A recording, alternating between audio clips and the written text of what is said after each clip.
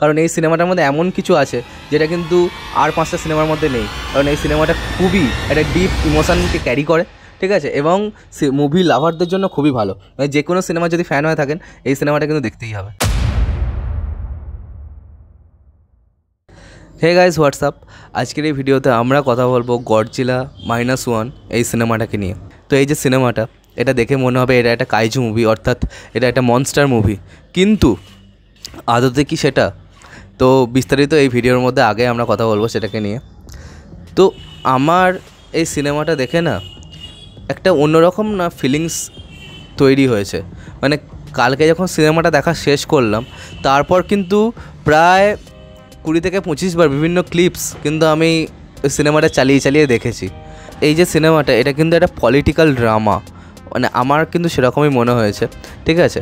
তো এই সিনেমায় বেশ কিছু পলিটিক্যাল কমেন্টস আছে, এবং এই যে বিশ্বযুদ্ধের পরে গোটা একটা দেশের মানসিক অবস্থা যে কীরকম, তারা যে কীরকম একটা ডিপ্রেশনের মধ্যে চলে গেছে, সেইটা এখানে খুব ভালোভাবে দেখানো হয়েছে। এবং তারপরেই আরেকটা এরকম দুর্ঘটনা ঘটছে, গডজিলার আগমন ঘটছে। তো এই যে ব্যাপারগুলো, এইখানে এই খুঁটিনাটি বিষয়গুলো খুব ভালোভাবে লেখা হয়েছে। প্রথম পজিটিভ পয়েন্ট হচ্ছে এই সিনেমার গল্প, ঠিক আছে। এবং গল্পের মধ্যে আমি কি দেখাবো, গডজিলা নিয়ে 1000টা সিনেমা হয়ে গেছে, কিন্তু এই সিনেমাটাকে কিভাবে আলাদা করে স্ট্যান্ড আউট করতে হবে, তো সেইটা এখানে কিন্তু দেখানোটা সবথেকে কঠিন কাজ ছিল। আমার মনে হয় ডিরেক্টর কিন্তু সেটা খুব ভালোভাবে করেছেন। অন্যদিকে আমরা যদি দেখি আমাদের প্রোটাগনিস্টের চোখ দিয়ে এই গল্পটাকে, মানে গল্পটা আমাদের যে কোইচি যে প্রোটাগনিস্ট, তার চোখ দিয়ে আমরা কিন্তু কন্টিনিউয়াসলি দেখছি, ঠিক আছে।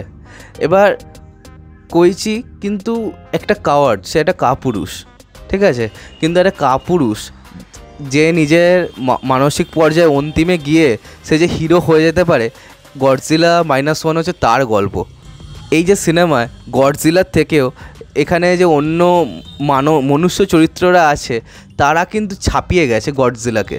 মানে আমরা অন্য যে সিনেমাগুলো দেখি ওইখানে মানুষদের কিন্তু, মানে মনস্টার মুভিতে মানুষদের কিন্তু সেরকম কোনো ইনভলভমেন্ট থাকে না, কিন্তু এই সিনেমাটার ক্ষেত্রে কিন্তু তার মানে সেটা পুরোপুরি ওই যে ব্যাপারটাকে, ওই যে প্যাটার্নটাকে কিন্তু ভেঙে দিয়েছে। মানে সাধারণ যদি আমরা মনস্টার ভার্সেই দেখি, মনস্টার ভার্সে যদি আমরা ভালোভাবে খুঁটিয়ে দেখি যে আমরা কিন্তু ভুলেই যাবো যে কোন কোন মানে মানুষগুলোর ইভেন নাম কী ছিল, কিন্তু এই সিনেমাটার ক্ষেত্রে কিন্তু সেরকম কিছুই হয়নি।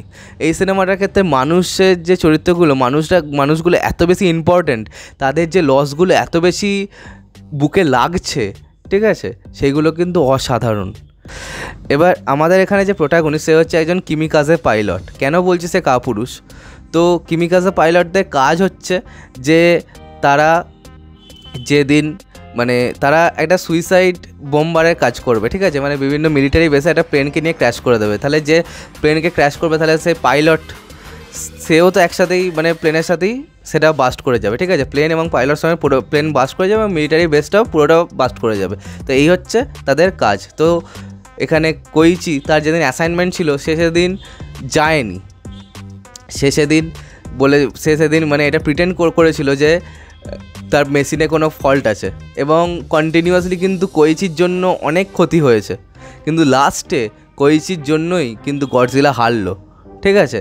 মানে এখানে যে কোইচির যে ক্যারেক্টার আর্কটাকে কীভাবে যে কমপ্লিট করেছে না, সেটা দেখলে প্রথমত চোখ দিয়ে জল বেরিয়ে যাবে, এবং সেটা দেখে কিন্তু মানে একটা কমপ্লিট এটা স্কুলিং যে ক্যারেক্টার আর্ককে কীভাবে কমপ্লিট করতে হয়। ফার্স্ট অ্যাক্টে কোইচি যখন গডজিলাকে দেখছে তখন সে গডজিলাকে হারাতে পারলো না, সেকেন্ডে যখন দেখছে, সেকেন্ডবার যখন তার সাথে গডজিলা ফেস অফ হলো, সে তখন তার একটা কাছের মানুষকে হারালো, এবং থার্ডে যখন সে একবারে পুরোপুরি মানে বদ্ধপরিকর হয়ে গেল, তখন কিন্তু সে জিতলো। তো এই যে গোটা ব্যাপারটা, এটা কিন্তু খুব ভালোভাবে এখানে দেখানো হয়েছে, এবং সমস্ত দিকের যে খুঁটিনাটি বিষয়গুলো সেগুলো খুব ভালোভাবে দেখানো হয়েছে, এবং যে পুরনো জাপান যেটাকে যে রিক্রিয়েট করা, সেটা কিন্তু বেশ ভালো এখানে।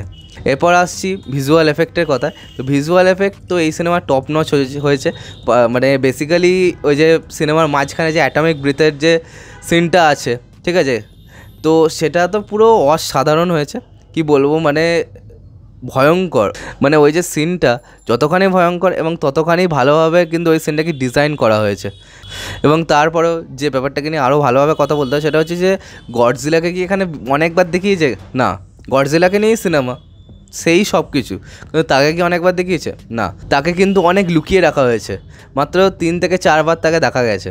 কিন্তু ওই যে গডজিলা যখন আসছে তার যে একটা এফেক্ট, সেইটা কিন্তু অনেকটা গভীরভাবে দেখানো হয়েছে। মনস্টারভার্সে যা কি, যেমন আমরা কংকে এবং গডজিলাকে সবসময় দেখতেই থাকছি, কারণ তাদেরকে নিয়ে সিনেমা, যখন তো সিনেমাটা ঘিরছেও তাদেরকে নিয়ে, এবং আরও বড় বড় ক্রিয়েচার আছে সেগুলোকে দেখে আমরা এনজয় করছি। কিন্তু এখানে কি, এখানে কিন্তু গডজিলা ভার্সেস হিউম্যানস, তো হিউম্যান ড্রামাটাকে কিন্তু খুব ভালোভাবে এখানে বার করতে হতো, তো এখানে সেটা হয়েছে।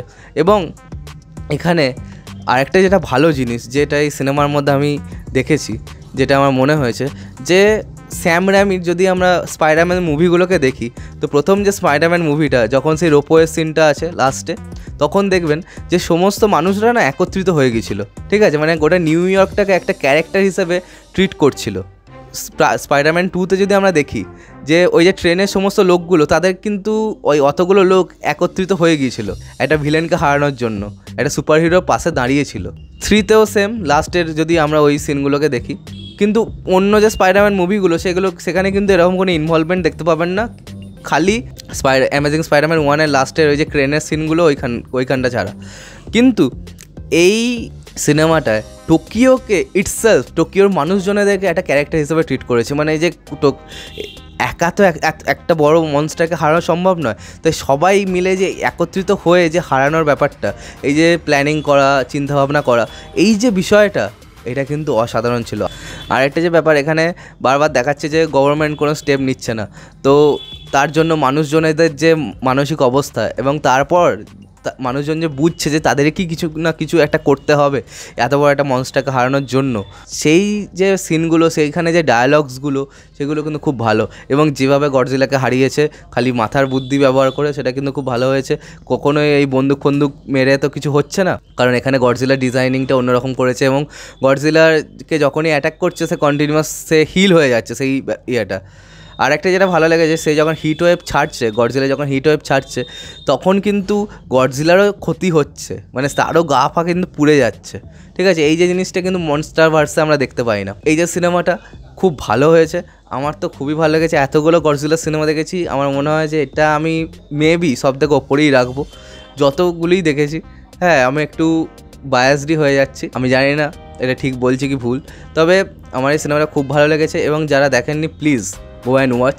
যদি মনস্টার সিনেমার ফ্যান নাও হয়ে থাকেন তাহলেও কিন্তু দেখা উচিত এই সিনেমাটা, কারণ এই সিনেমাটার মধ্যে এমন কিছু আছে যেটা কিন্তু আর 5টা সিনেমার মধ্যে নেই।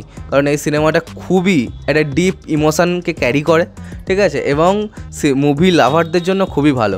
মানে যে কোনো সিনেমার যদি ফ্যান হয়ে থাকেন এই সিনেমাটা কিন্তু দেখতেই হবে। তো আজকের মতো ভিডিওটা এখানে শেষ করছি। কমেন্ট করে জানাও যে তোমরা কি সিনেমাটা দেখেছো কি দেখোনি, কবে দেখবে, এবং যারা দেখেছো তারা বলো যে কেমন লেগেছে সিনেমাটা। আর সাবস্ক্রাইবটা প্লিজ করে দাও যাতে আমার সাথে তোমাদের আবার দেখা হয়। Bye bye.